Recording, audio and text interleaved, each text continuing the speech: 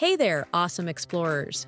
Today, we're going to learn how to spot an author's claim in a story and see how they use evidence to support that claim. It's like being a detective in a world of words. What is an author's claim? First, let's figure out what an author's claim is. An author's claim is the main point or idea they're trying to convince you of in a story. Think of it like the main message or argument. Signal words. To find the author's claim, look out for signal words like believe, think, in my opinion, and suggest. These words often introduce the author's main point.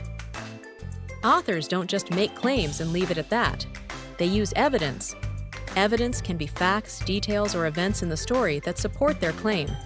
Look out for words like because, for example, and such as.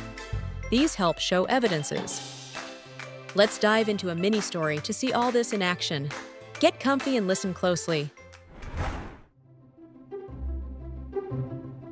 Once in a small town, the community garden was suddenly dry and wilting.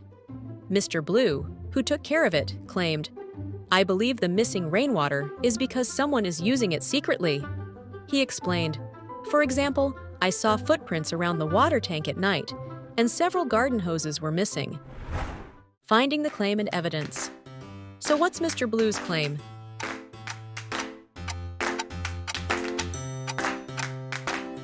Yes, it's that someone is using the garden's water secretly.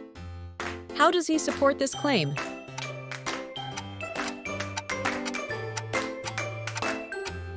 Correct!